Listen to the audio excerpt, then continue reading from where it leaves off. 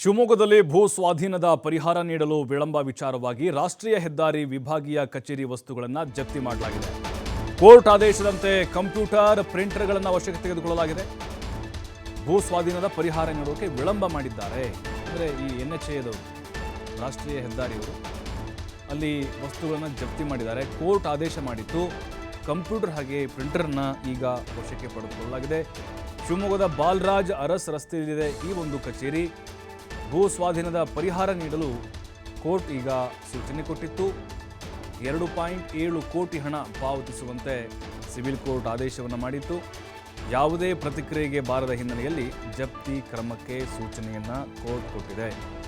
ನೋಡಿಲಿ, ರೈತರಿಗೆ ಭೂ ಸ್ವಾಧೀನದ ಒಂದು ಪರಿಹಾರ ಕೊಡಬೇಕಾಗಿತ್ತು ಈ ರಾಷ್ಟ್ರೀಯ ಹೆದ್ದಾರಿ ಪ್ರಾಧಿಕಾರದವರು, ಉಪವಿಭಾಗೀಯ ಕಚೇರಿಯವರು.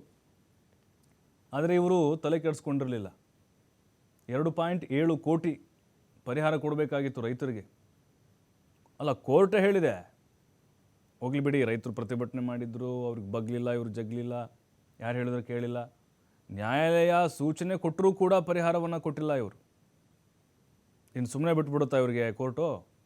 ಹಾಗಾಗಿ ಅವರು ಎಲ್ಲ ಕಂಪ್ಯೂಟರ್ಗಳು, ಅದರ ಜೊತೆಗೆ ಪ್ರಿಂಟರು ಎಲ್ಲ ವಶಪಡಿಸ್ಕೊಂಡು ಬನ್ನಿ, ಬುದ್ಧಿ ಬರಲಿ ಅವ್ರಿಗೆ. ನೋಡಿ, ಎಲ್ಲ ಖಾಲಿ ಹೊಡಿತಾ ಇದೆ, ಎಲ್ಲ ಸಿಸ್ಟಮ್ ಎಲ್ಲ ಹತ್ಕೊಂಡು ಹೋಗ್ಬಿಟ್ಟಿದ್ದಾರೆ.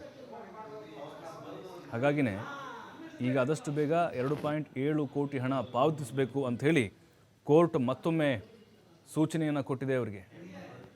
ಇವರು ನ್ಯಾಯಾಲಯದ ಆದೇಶವನ್ನು, ಸೂಚನೆಯನ್ನು ಗಾಳಿಗೆ ತೂರ್ತಾರೆ ಅಂತ ಹೇಳಿದ್ರೆ ಇನ್ನು ಪಾಪಲ್ಲಿ ರೈತರ ಮಾತು ಕೇಳ್ತಾರ ಇವರು?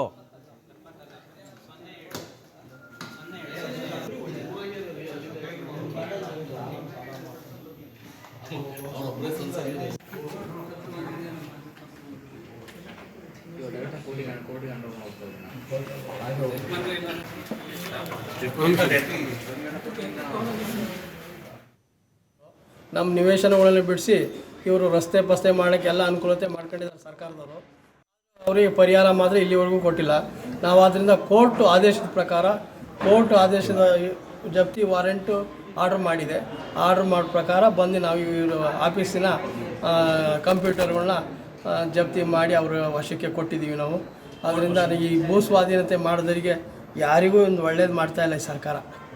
ಹಿಂದಿಂದ ನೋಟಿಫಿಕೇಷನ್ ಮಾಡ್ತಕ್ಕಂಥದ್ದು ಪ್ರೊಸೀಜರ್ ಸರಿ ಇಲ್ಲ, ಮಾಡಿರೋದು ಸರಿ ಇಲ್ಲ. ಮಾಡಿದ್ರೂ ಸಹ ಜನಗಳಿಗೆ ತೊಂದರೆ ಕೊಡೋದು ತಪ್ಪಿಲ್ಲ. ಎಷ್ಟು ಕುಟುಂಬಕ್ಕೆ ಇದು ಬರಬೇಕಾಯ್ತು ಸರ್ ಪರಿಹಾರ? ಇದು ರಸ್ತೆ ಉದ್ದಕ್ಕೂ ಎಷ್ಟು ಜನ ಇದೀವೋ ಅಷ್ಟು ಜನಕ್ಕೂ ನೋಟಿಫಿಕೇಷನ್ ಮಾಡಿದ್ದಾರೆ. ಎಷ್ಟು ಲಕ್ಷದ್ದು ಪರಿಹಾರ ಬರಬೇಕು ಟೋಟಲ್? ನಮಗೆ ಇದು ಕೋಟಿ ಬರ್ಬೇಕು ಸರ್. ಎಷ್ಟು ಕೋಟಿ? 4 ಕೋಟಿ ಬರೋದಿದೆ. 4 ಕೋಟಿ ಕೊಡ್ತೀವಿ ಅಂತ ಇದೇ ಥರ ಮುಂದೆ ತಳ್ತಾರೆ ವಿನ ಕೊಟ್ಟಿರೋದು ಯಾವುದೂ ಇಲ್ಲ.